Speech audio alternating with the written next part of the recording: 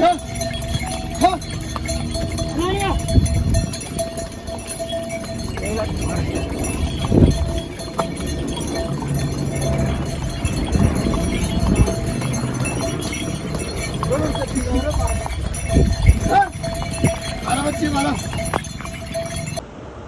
I'm walking alone from Gaurikund to Sonprayag, and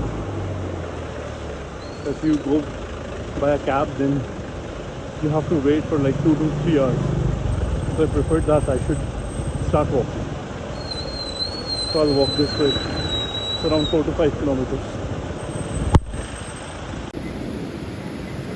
So I'm all alone in this road. I have to walk 4 kilometers more. I'm feeling numb quite actually because it rained, and you know what, it was so cold in Kedarnath while I was coming back, though I was wearing raincoat, but of no use. So I think I'll meet you in Sonprayag now.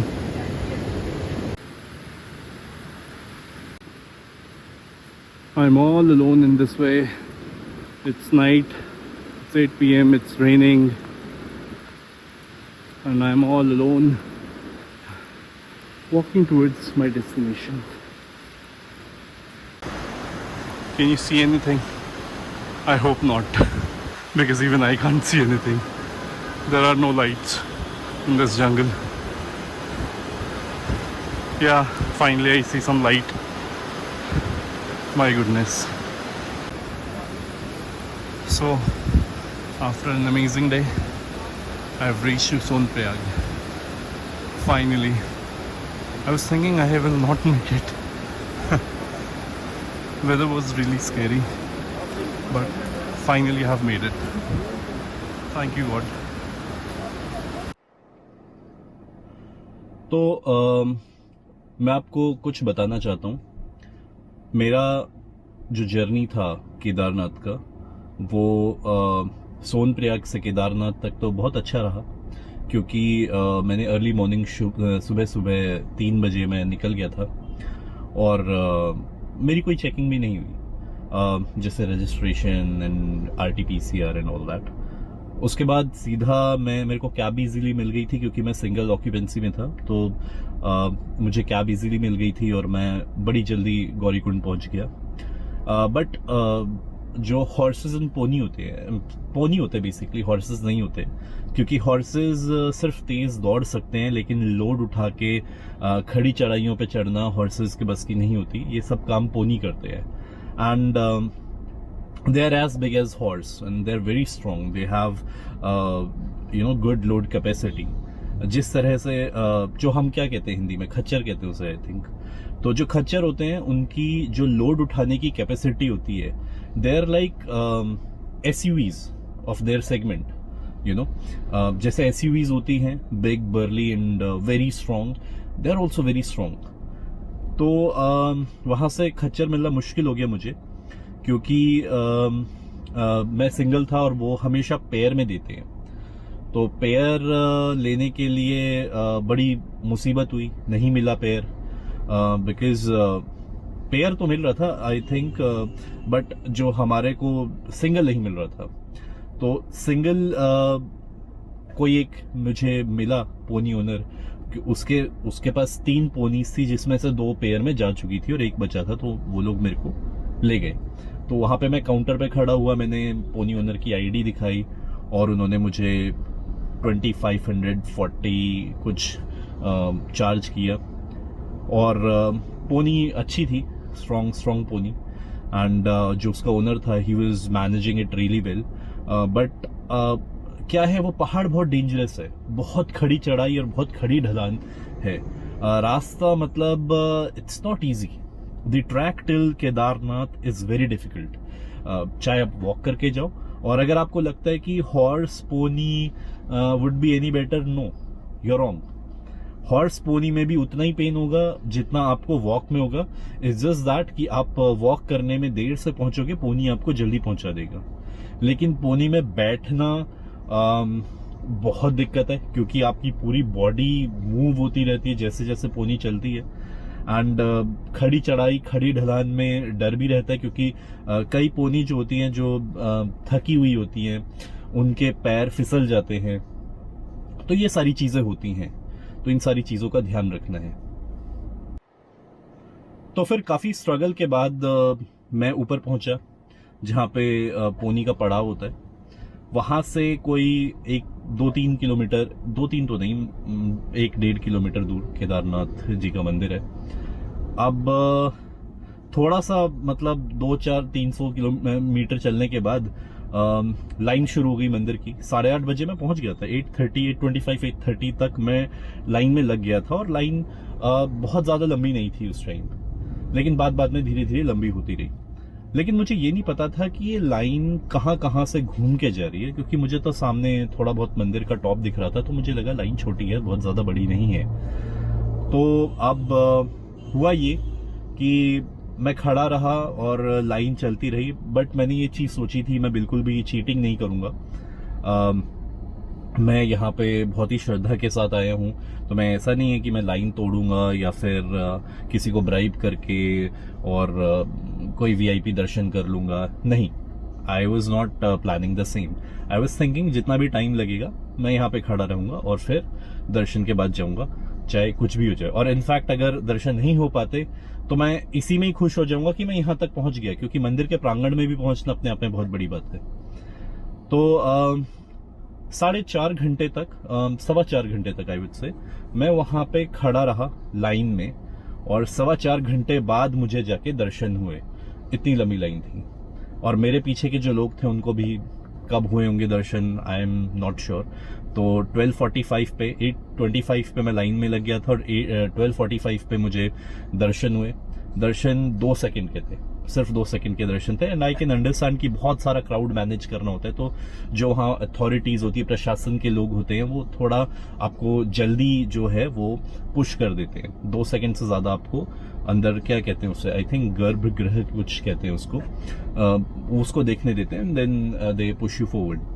फिर मैंने थोड़ी देर प्रांगण में बैठ के अपनी pictures वगैरह click करी, और मैं जैसे ही कुछ और प्लान करना चाह रहा था, थोड़ा वहां पे बैठना चाह रहा था, प्रांगण में टाइम स्पेंड करना चाह रहा था, तो मुझे इतना मौका नहीं मिला, क्योंकि एकदम से मौसम बदल गया, एकदम से बड़े काले बादल आ गए, और इट स्टार्टेड रेनिंग। और रेन वहां की बहुत खतरनाक होती, क्योंकि बिल्कुल उसके पीछे स्वर्गारोहिणी रेंज है जो हिमालयस की है, और बर्फीले पहाड़ हैं, बर्फीली हवाएं चलती हैं, और बड़ा बुरा हाल है। तो फिर जैसे ही रेन शुरू हुई, और पहले तो हल्की रेन थी, इतनी ज्यादा तेज रेन नहीं थी, उसके बाद रेन बहुत ज्यादा बढ़ गई, डेंजरसली बढ़ गई। और फिर मैंने क्या करा, जो प्रसाद वगैरह देते हैं, मैं उसके शेड में जाकर अपने आप को मैंने बचाया। फिर मैंने अपना रेनकोट निकाला, अम्ब्रेला निकाला, सारी चीजें ठीक करी,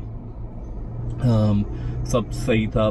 प्रसाद लिया मैंने, मुझे लगा 5 मिनट में रुक जाएगी, बट वो कंटिन्यूड रही। तो मुझे लगा कि अभी तो इतनी ज्यादा तेज है नहीं बारिश, क्या करते हैं कि पोनी फिर से बुक कर लेता हूँ, नीचे की तरफ चलता हूँ, तब तक शायद बंद भी हो जाए। मैंने पोनी ली, तब तक भी मैनेजेबल था। जैसी पोनी में मैं बैठा और निकला, कुल 15-20 मिनट बाद इतनी जोर की बारिश हुई और बर्फीली हवाएं चलने लगी, और 2 बजे की बात है, ऐसा लग रहा था जैसे रात हो गई हो। 2 बजे दोपहर में इतने काले बादल आ गए कि ऐसा लगा कि जैसे रात हो गई हो, और मुझे बिजलियां अपने सामने कड़कते हुए दिखाई दी। बादल जब वहां पे गरजते हैं, आपको डर लग जाएगा। It's a very horrifying place. I mean, I would not say horrifying. It's a divine place, but you'll get horrified the kind of weather this place has, because it is located in very near to glacier, and anything can happen. Anything can happen, and you know what happened in 2013. Keeping that in mind, I think it is very important for you to take care of yourself. मैं 3-4 दिन से Diamox भी ले रहा था, because I knew कि वहाँ पे एमएस का प्रॉब्लम है। मेरे को एक बार मनाली में ऐसा इशू हुआ था, नॉट मनाली बट लाहौल स्पीति में मेरे को ऐसा इशू हुआ था। तो AMS वाइज तो I was doing good, but बारिश का क्या करूं, क्योंकि मेरा रेनकोट फेल हो चुका था। रेनकोट को पार करते हुए बारिश अंदर घुस गई और मेरे शूज तक गीले हो गए, सॉक्स गीली हो गई। And pony owner told me कि यहाँ पे रुकना नहीं है, बिल्कुल भी नहीं रुकना यहाँ पे, क्योंकि यहाँ का डे आपने देख लिया, आप यहाँ की नाइट का इमेजिन नहीं कर सकते यहाँ पे नाइट आपकी कितनी खतरनाक हो सकती है। एंड जो टेंट मेरे पास था, and it was cheap tent, I mean I have ordered it from Amazon, so that tent will not survive the kind of environment I have there, so we have there. So मैंने decide किया कि continue करते journey, but those 4-hour journey just froze me. I was froze, you know. I was numb. I was feeling like as if I'm paralyzed. I could not move my fingers. I could not move my hand. एक तो मैं नीचे ढलान की तरफ को चल रहा था, बिल्कुल खड़ी ढलान की तरफ को, और ऊपर से बहुत जोर की बारिश हो रही थी, बहुत जोर की बर्फीली हवाएं चल रही थी, और मेरे हाथ में कुछ नहीं था basically. So I thought that Kedarnath, if you want to take my life, I think this would be really good, because if I'll die here, I think you know what, I cannot think of anything better than that. So it gave me courage, you know, it gave me courage. तो मैं फिर नीचे आया 6:30 बजे के आसपास. Then I saw a long queue of people, roughly around 300 to 400 people. You know, there was a long queue who were waiting for their cab, you know, till Sonpriyag. So I thought, no man, I am not gonna do this. Not gonna do this.